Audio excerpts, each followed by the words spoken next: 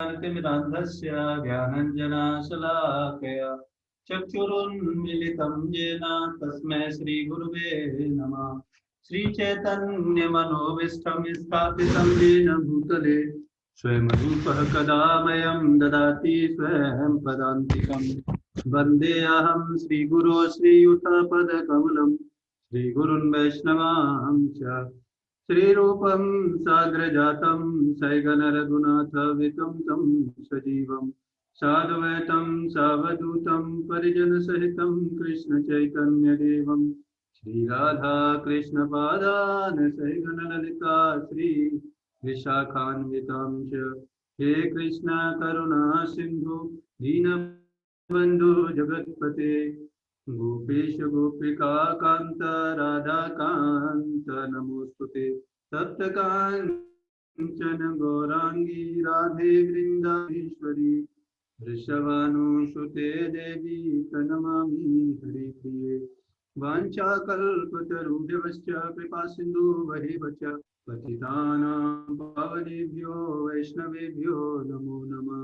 जय श्री कृष्ण चैतन्य प्रभु नित्यानंद श्री अद्वैत गदाधर श्रीवासादि गौरभक्त वृंद। हरे कृष्णा कृष्ण कृष्ण हरे हरे हरे राम राम राम हरे हरे। हरे कृष्णा। तो आपका हार्दिक स्वागत आज के सेशन में। और आज हम भगवत गीता के 2 श्लोकों पर चर्चा करेंगे। Second chapter 40 to 43 verse. और आज हम सीखेंगे कि हायर टेस्ट ऑफ लाइफ में जब डेवलप होता है तो कैसे सक्सेस बड़ी आसानी से मिलती जाती है। बट वो हायर टेस्ट कैसे डेवलप होता है, क्योंकि शुरुआत में इतना आसान नहीं होता हायर टेस्ट डेवलप कर पाना, है नहीं। बट एक बार डेवलप होता है तो फिर पीछे की सारी चीज़ें फेलियर्स नज़र नहीं आती। वो चीज़ें कुछ डिस्कस करेंगे।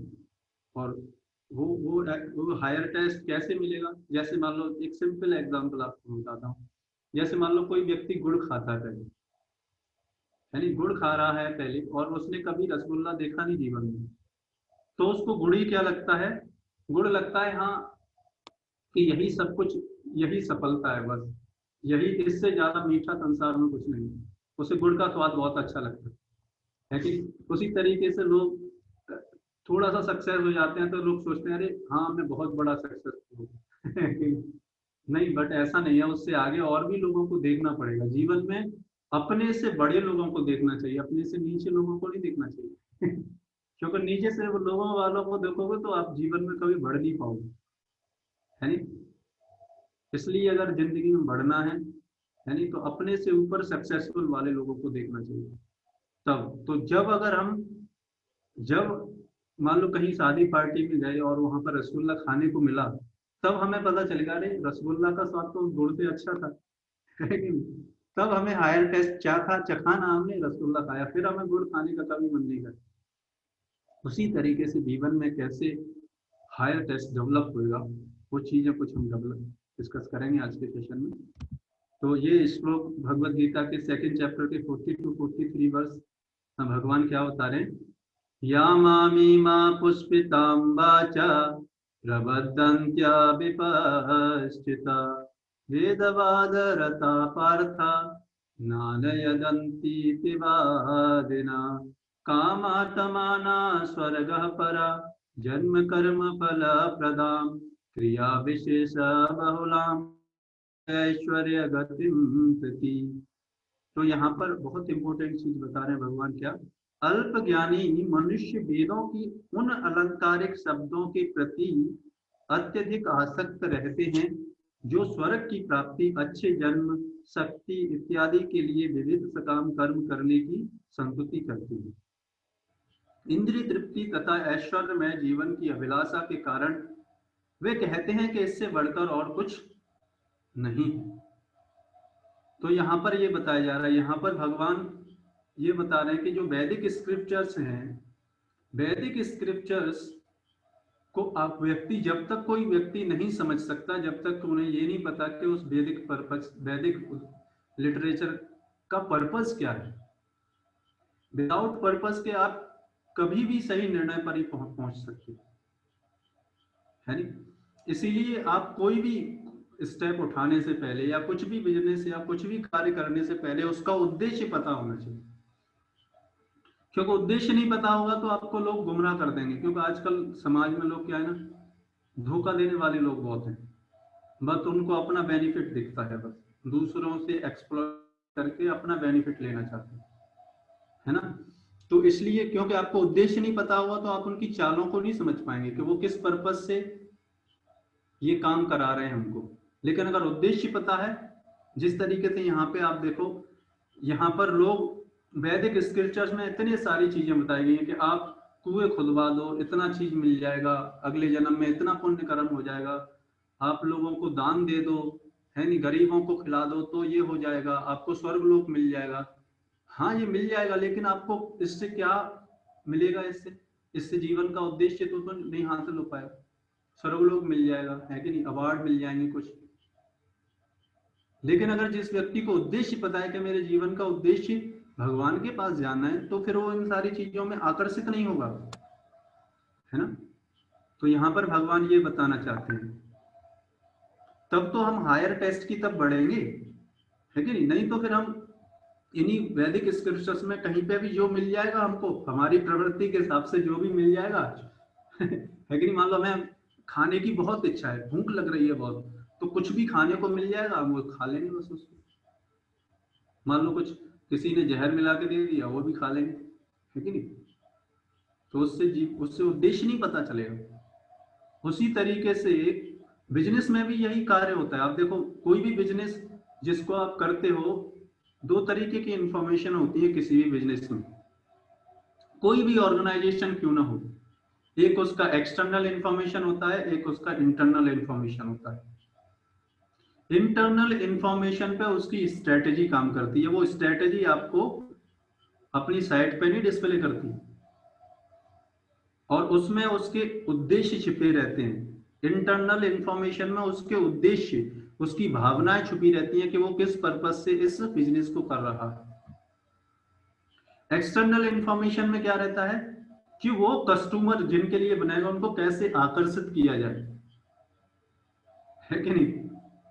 तो लोग क्या होते हैं, लोग आकर्षित होते हैं कोई भी कार्य करने के लिए बाहर का इंफॉर्मेशन लेके। मान लो सपोज करो, है ना, मान लो देखो, आप किसी भी यूनिवर्सिटी के आप जाएंगे साइट पे, तो उसमें क्या दिखाया जाता है, प्लेसमेंट इतना हो गया, हमारे पास इतनी फैकल्टी है, हमारे पास ये सारी चीजें, हमारे पास ये सारी चीजें।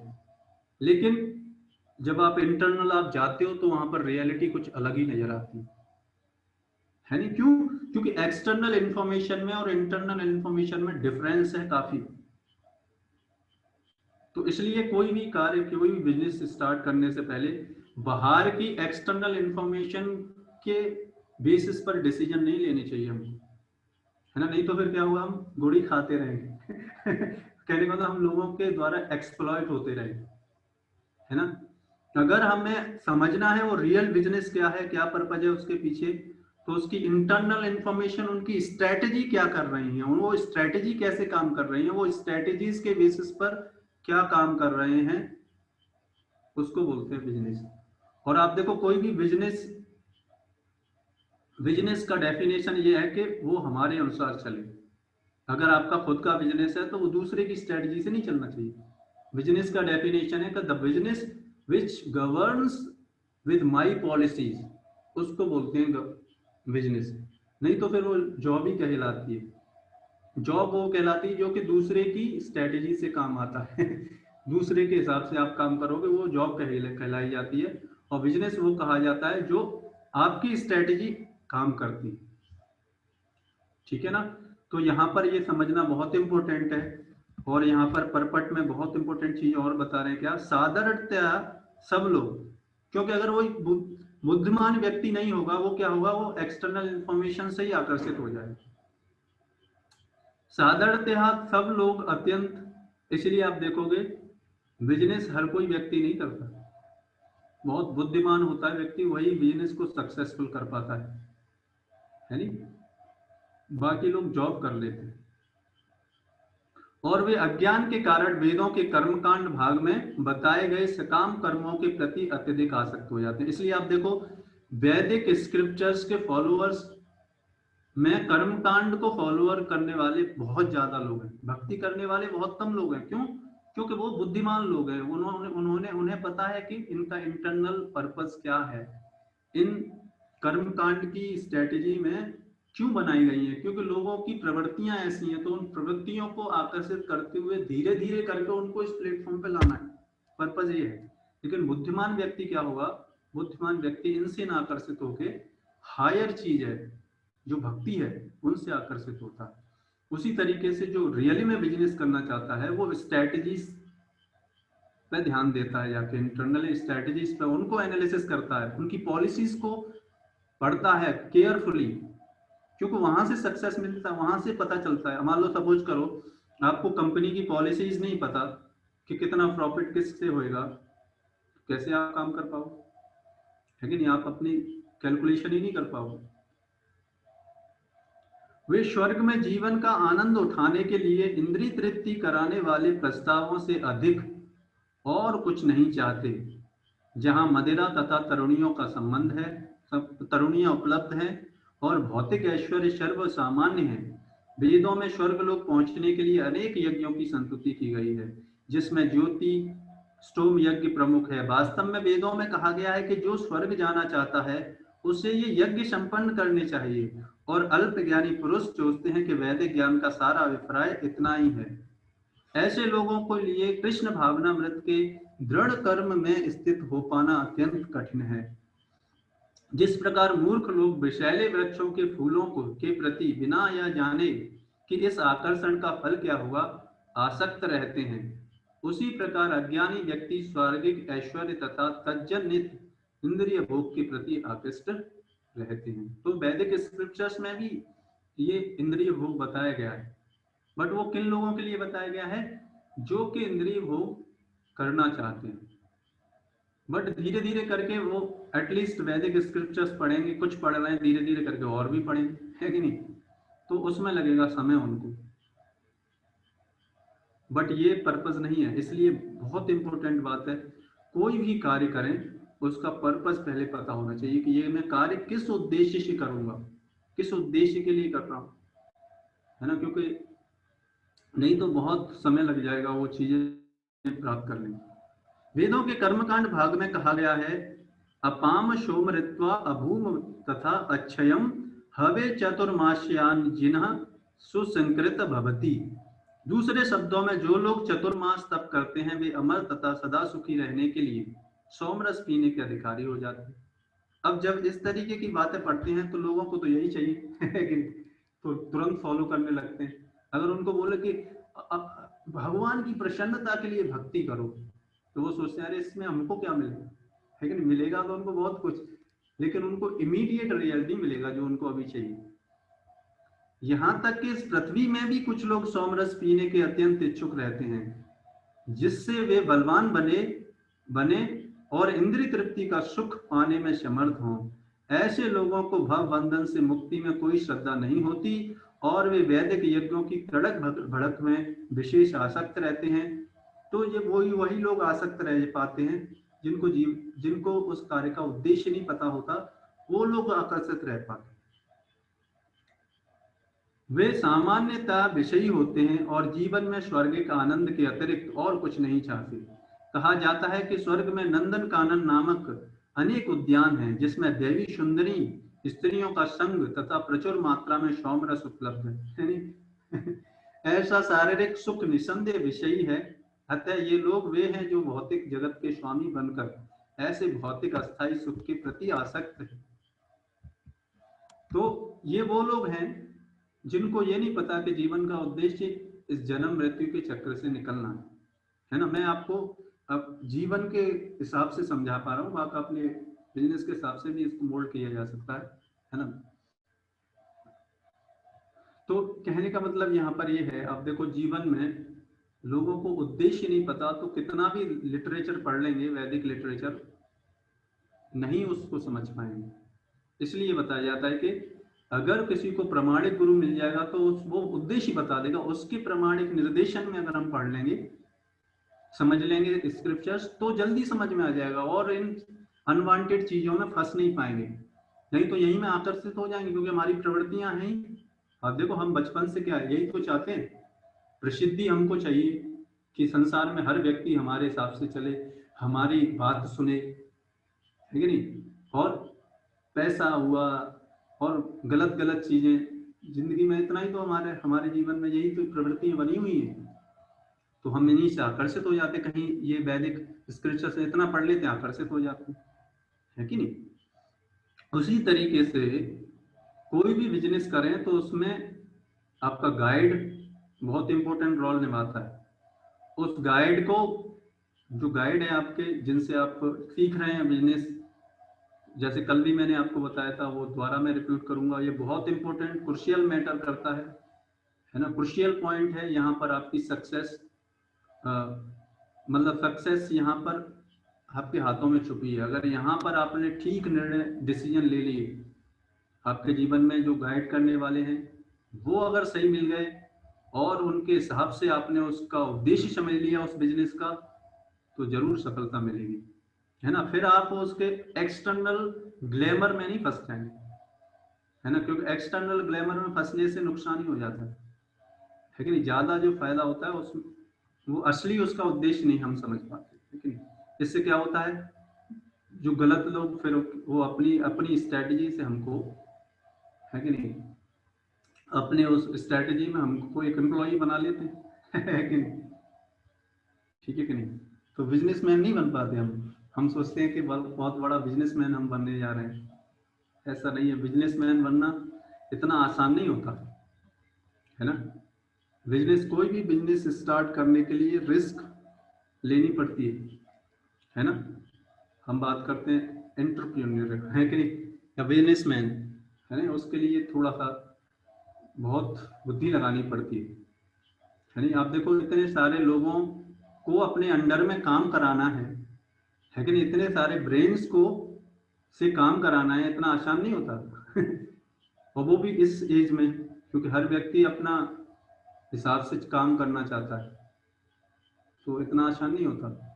इसलिए बहुत बारीकी से ये डिसीजन हमको समझने चाहिए, है ना, तो कुछ हो सकता है। नहीं तो फिर क्या होगा, जैसे मैंने आपको बताया था प्रारंभ में ही, आपको उदाहरण दिया था, नहीं तो गुड़ का टेस्ट ही हमको अच्छा लगने लगेगा और रसगुल्ला हमको मिलेगा नहीं कभी। तो उसके लिए क्या करना पड़ेगा, रसगुल्ला खाने वाले लोगों के साथ जाना पड़ेगा हमको। कहने का मतलब है, जिन्होंने हायर सक्सेस प्राप्त किया है अपने जीवन में, ऐसे लोगों की बातें का संग करना पड़ेगा, ऐसे लोगों का हमको संग करना पड़ेगा, ऐसे लोगों से हमें ट्रेनिंग लेना पड़ेगा, है कि नहीं। भक्ति करने वाले लोगों से ट्रेनिंग लेना पड़ेगा, पढ़ाई में हमसे जो आगे हैं उनसे ट्रेनिंग लेना पड़ेगा, बिजनेस में जिन्होंने पहले सक्सेसफुल एम्पायर क्रिएट किया उनसे हमको शिक्षा लेनी पड़ेगी, है कि नहीं। सिंपल सी बात है, ये समझना कोई कठिन बात नहीं है, बड़ी आसान है, बट इसको इम्प्लीमेंट करना थोड़ा कठिन होता है, क्योंकि हम समझ जाते हैं लेकिन जब इम्प्लीमेंट करते हैं तो ये स्टेप्स ध्यान नहीं रखते, है नहीं। तो ये ध्यान रखनी चाहिए हमको ये सारी चीजें। और एक और इम्पोर्टेंट चीज है कि जीवन में कभी भी, है ना, अपने से देखो, हमें क्या होता है, हमें हमारे जीवन में हमको क्या है, हमको ऐसा लगता है यार बिल्कुल बस मेहनत ना करनी पड़े कुछ भी और सब कुछ हमको प्राप्त हो जाए। है कि नहीं, नहीं ऐसा नहीं होगा आपको, है ना। तो वो तब हो सकता है, वो उसमें आपको सेटिस्फेक्शन भी मिल जाएगा जब आप अपने से नीचे सक्सेसफुल वाले लोगों को देखोगे कि हाँ हाँ देखो इनसे मैं बड़ा हूँ, तो बड़ा सेटिस्फेक्शन मिलेगा। बट इसमें नुकसान क्या है कि आप कभी आगे नहीं बढ़ पाओगे, है कि नहीं, है ना। मान लो कर्मकांड वाले लोग समझे कि अरे हम सब कुछ समझ गए, हमें मिल गया जीवन का उद्देश्य, तो क्या हुआ, वो आगे नहीं बढ़ पाएंगे ना, है कि नहीं। तो जीवन में अपने से सक्सेसफुल लोगों को देखना चाहिए कि मुझसे ज्यादा सक्सेसफुल कौन है कि नहीं, तो आप बढ़ोगे। और अपनी एबिलिटी के हिसाब से फिर उनके हिसाब से नहीं काम करना चाहिए, उनकी स्ट्रेटजी से, अपनी स्ट्रेंथ के आधार पर मोशन हमको चलाना चाहिए। क्योंकि देखो हर व्यक्ति का अलग अलग स्ट्रेंथ है, हर व्यक्ति का अलग अलग वीकनेस है, हर व्यक्ति का अलग अलग। हाँ, आप दूसरे व्यक्ति की सक्सेसफुल की स्ट्रेटजीज को आप इम्प्लीमेंट कर सकते हो, लेकिन आप अपनी कमजोरी और अपनी स्ट्रेंथ के आधार पर अपने से क्या कंपैरिजन करना पड़ेगा। आप उससे नहीं कंपैरिजन कर सकते कि उसने 1 साल में हासिल कर दिए, तो उसके पास आप देखो रिसोर्सेस होंगे, इतने सारे रिसोर्सेस होंगे, उतने पास उसके पास पैसा होएगा, उसके पास इतनी इंटेलिजेंस होगी, है कि नहीं, बहुत सारी चीज होगी। उनसे कंपैरिजन अगर आप हम करेंगे तो फिर उसके बेसिस पर हमको एक्सपेक्टेशन करना चाहिए जीवन में, है ना, नहीं तो फिर फ्रस्ट्रेशन होता है। क्यों? क्योंकि जब हम उम्मीद से ज्यादा एक्सपेक्टेशन कर लेते हैं तो फिर क्या होता है, फ्रस्ट्रेशन होता है, फिर लगता है कि नहीं ये काम मैं नहीं कर सकता। नहीं, वो इसलिए लगता है क्योंकि हमने अपने को चेक नहीं किया कि भाई मैं, मेरे पास कितना है, उसके कंपैरिजन में मेरे पास कितना रिसोर्सेस है। तो जितना रिसोर्सेस है उसके हिसाब से कैलकुलेट करिए, उसके हिसाब से एक्सपेक्टेशन रखिए, और धीरे धीरे करके यही एक्सपेक्टेशन, जैसे रिसोर्सेस, जैसी एबिलिटी आपकी बढ़ती जाए, है कि नहीं, और वो एबिलिटी हमको बढ़ाना चाहिए, लेकिन जो चीजें नहीं आती वो सीखना चाहिए, है कि नहीं। फिर क्या होगा, फिर हम उन एक्सपेक्टेशन को, फिर जैसे जैसे हमारी स्किल्स बढ़ती हैं, जैसे जैसे हमारे रिसोर्सेस बढ़ते हैं, वैसे वैसे उन एक्सपेक्टेशन को फिर बढ़ाया जा सकता है कि नहीं। तो ये तरीका है हायर टेस्ट डेवलप करने का, है ना, क्योंकि हायर टेस्ट चाहिए तो होता है सबको, लेकिन हायर टेस्ट तक पहुंचने में लोग गिर जाते हैं नीचे, है कि नहीं। तो उसके लिए ये स्ट्रेटजी है। स्ट्रेटजी, सक्सेसफुल लोगों की स्ट्रेटजी अपने स्तर के हिसाब से इंप्लीमेंट करना चाहिए। और लोग गलती कहां पे कर देते हैं, लोग गलती ये कर देते हैं कि देखो सक्सेसफुल हर व्यक्ति होना चाहता है और उनको सक्सेसफुल व्यक्ति भी दिख जाते हैं, बट समस्या, गलती वो कहां पर कर देते हैं, गलती यहां पर हो जाती है कि वो दूसरे की स्ट्रेटजी दूसरों के रिसोर्सेस के हिसाब से अपने ऊपर इंप्लीमेंट कर लेते हैं। लेकिन ऐसा नहीं होना चाहिए, उस स्ट्रेटजी को अपने रिसोर्सेस के हिसाब से इंप्लीमेंट करना चाहिए प्रैक्टिकल लेवल पर, और फिर एक्सपेक्टेशन रखना चाहिए। फिर आप धीरे धीरे करके छोटी छोटी सक्सेस मिलेंगी आपको, बट वो छोटी छोटी सक्सेस आपको बड़ी सफलता के ऊपर, यानी हायर टेस्ट के ऊपर आपको, क्योंकि छोटी छोटी सफलताएं हायर टेस्ट की तरफ बढ़ाती हैं, है कि नहीं। तो फिर वो इसी तरह यही हमारा भक्ति का जीवन भी यही है। पहले धीरे धीरे करके पहले हम जप करते हैं, फिर धीरे धीरे करके हम नियमों का पालन करते हैं। अब देखो कि यही भगवत गीता आप पहले दिन पढ़े थे, नहीं समझ में आ रही थी, लेकिन अब आप मान लो आदि पढ़ लिए, कुछ पढ़ लिए, तो कुछ कुछ समझ में आ रहा है कि नहीं, थोड़ी थोड़ी सफलता मिल रही है, तो आगे भी उम्मीदें बढ़ जाती है कि नहीं। ये इसको बोलते हैं इंस्पिरेशन। ये सब होएगा कब, कि ये सुनते रहने से, बहुत इंपॉर्टेंट है कि नहीं, सही व्यक्ति से सुनते रहने से कोई भी चीज समझ में आती रहती है। तो आज के सेशन को हम यहीं पर विराम करते हैं। तो बस आप जाते समय ये चीज आप सीख लीजिए, दूसरे की स्ट्रेटजी दूसरे के रिसोर्स के हिसाब से अपने ऊपर इम्प्लीमेंट नहीं करनी। दूसरे की स्ट्रेटजी अगर इम्प्लीमेंट करनी भी है तो अपने रिसोर्सेज के हिसाब से, वो भी सक्सेसफुल लोगों की स्ट्रेटजी को अपने रिसोर्सेज के हिसाब से करना चाहिए इम्प्लीमेंट, तो फिर हम सक्सेसफुल होंगे। तो इसी के सेशन को हम यहाँ पे विराम करते हैं। हरे कृष्णा। और भी जानना चाहते हैं तो हमारा ग्रुप है जर्नी ऑफ सेल्फ डिस्कवरी, उस पर आप ज्वाइन कर सकते हैं, और भी इस तरीके के सेशंस में आने के लिए, फिर और पर्सनल गाइडेंस के लिए, उसमें और ज़्यादा आप समझ सकते हैं इन सारी चीज़ों से, है ना। तो इस तरीके से हम इसको, आज के सेशन को हम यहीं पे विराम देते हैं।